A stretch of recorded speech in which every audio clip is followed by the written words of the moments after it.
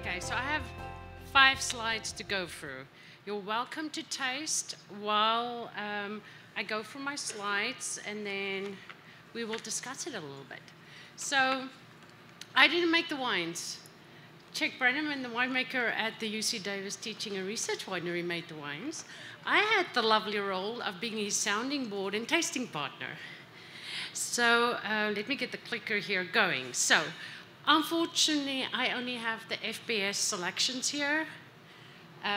Glenn just told you what they actually are, the clones that you know. Should I repeat it quickly? Yeah. Okay, this is if I can read.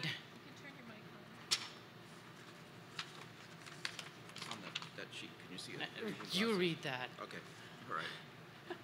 Okay, so of course we have UCFPS 1, and then UCFPS 17, which is the Italian clone ISV-CPF2. UCFPS 18 is the French clone 317. 25 is the French clone 378. And then UCFPS 26 is the Napa Heritage clone, and 27 is the Musque clone. Okay. So unfortunately, in my slides, you're going to see 1, 17, 18, 25, 26, and 27. And you're going to switch it all over to what you just heard, right? So first up, let's have a look at the juice data. So we received these grapes over a week period. The aim was to get them to a similar ripeness level. We got close. You would see it's around a 1.5 brix difference among the different clones or selections. That did result, if you look, so we'll quickly just talk about fruit processing. So we received them, we put the separate selections into the press, gentle cycle, took the juice, added 50 parts per million sulfur dioxide, that's what we standardly do.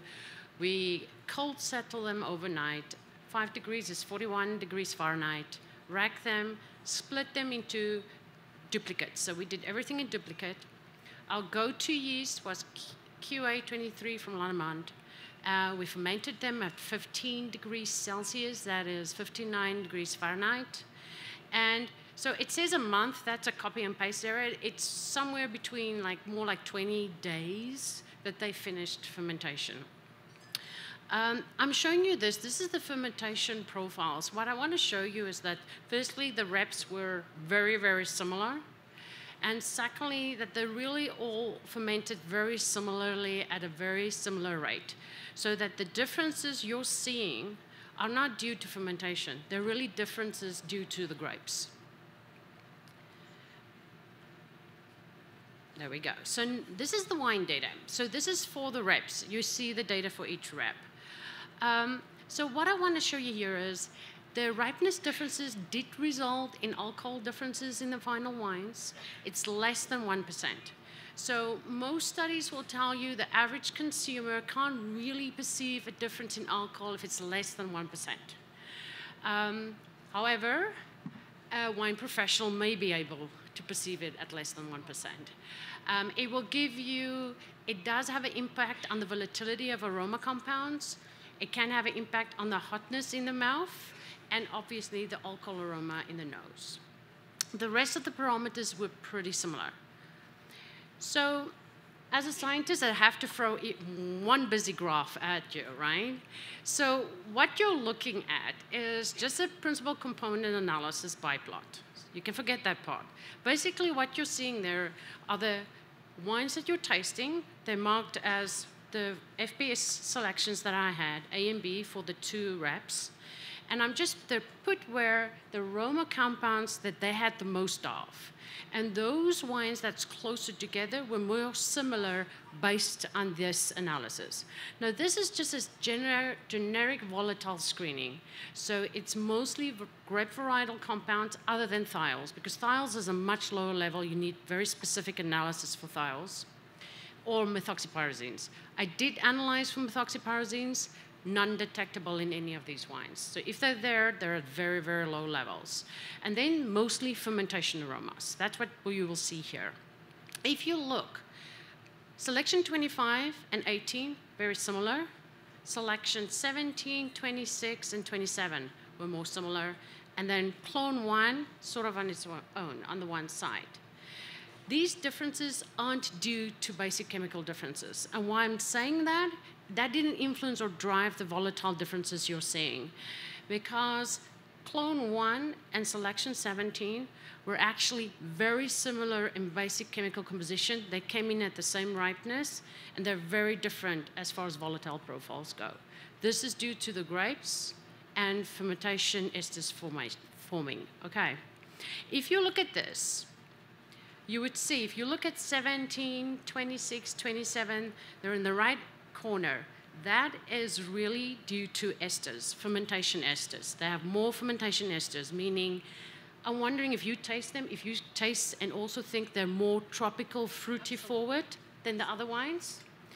If you look at 25 and 18, that's at the bottom, they actually have a little bit more terpenes versus esters. So they should give you a little bit more citrus with the tropical. And then if you look at clone 1, it's really on the other side. It has the fatty acids, has a little bit of higher alcohols. It has really more of a grassy, citrus stone fruit character for me, lemon character.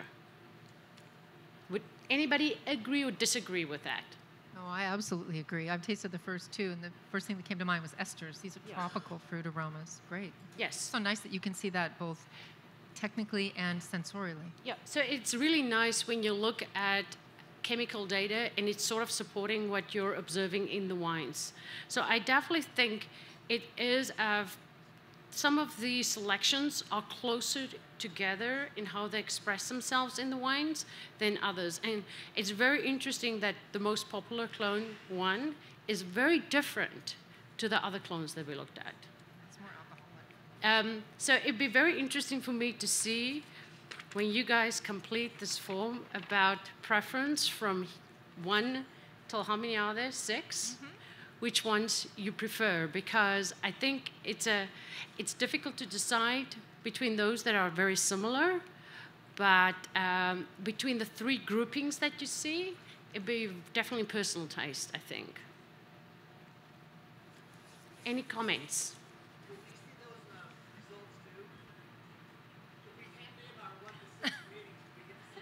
That's an incentive, yeah. Sure. You have to chase them down for it. But. Yes, Glenn.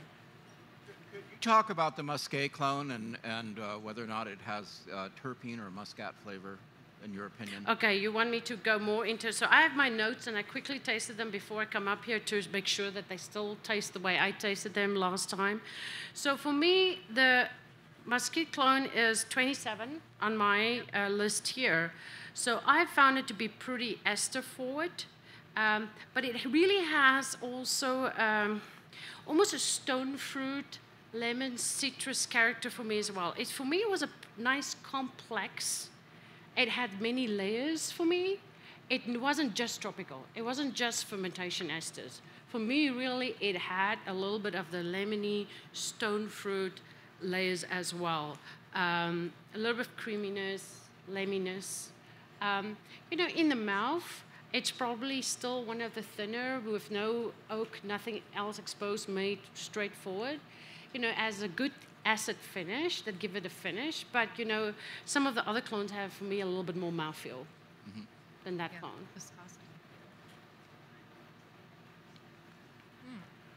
I have a quick question, Anita. Do you think that terpenes could be misinterpreted as methoxypyrazines? At some point, from a consumer standpoint, they could be. So it's all about, I think methoxypyrazines, some of your higher alcohols and some of your fatty acids at very low levels can give you grassy, leafy kind of characters. Some of your terpenes give you green apple. It gives you fruit characters, but actually more green fruit characters. So I do think sometimes those can be misinterpreted as being green. And it's a different type of green, right? The methoxypyrazine green is really a vegetable green. It's really seen as the green bell pepper, asparagus, pea characters, right? The fruit pea. character, oh, fruit bee, the vegetable There are two bee kinds of character. But yes, so I do think that you sometimes get a grassy, leafy character that isn't due to methoxypyrazines at all. I agree. Anita? I would like some comments from Daniel and Phil on clone 26, since they are responsible for selecting it. I'd be curious to see if this tastes typical to them, or do they recognize it, or is it something different? It's recognizable. It's in the same group. When we pick that block, it's 5 acres. We probably pick it 4 or 5 times, so there's more different characters in there. I think it's certainly a lot more subtle than the clone 27, and I think I think that again the Sauvignon Blanc 1 has such a nice mouthfeel, and I think the 26 has less of that, but it really has still some. For me, 26 have a little bit better mouthfeel than 27. Yeah, that's right. That's what I thought too. You know, the 27, I like the layers in aroma better, but 26, I prefer the mouthfeel. It has a little bit more for me.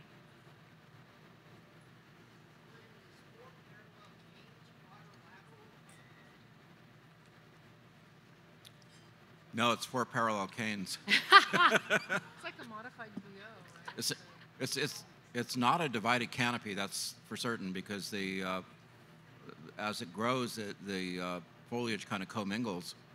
And I looked at it with Dr. Intrieri from Italy, and his comment to me was that, at least when at the Fetzer site, he said, well, this seems to work. There's enough light penetration into it that the leaves are not too multi-layered, and the Fetzer management crew typically does a little hedging late in the summer, and it seems to keep it from getting, too vegetative. But I don't think of it as quadrilateral. I just think of it as sort of a Lake County 4-cane system. Instead of stacking them, we put them side by side. And I use the same system for Arnaise, which works really, really well. And I think for vigorous white grapes, it's an approach that works. I think it's on. Bill? Is this on? Yeah. Kind of a follow-up question on that. I'm sorry, from where we're sitting, I couldn't see your slides and the data, so this may be a redundant kind of question, but do you see a loss in fertility over a period of time with these more dense canopies, especially in the springtime? Well, in the 4 years that we did it, no, because they were the highest yielding systems. So we didn't see that. That's the problem with all of these various trials you do, clones and rootstocks and trellises. I think it's worth going back and revisiting it. The data taking is kind of intensive, but you should really look at it about age 20 and see what happened, because I think there can be changes.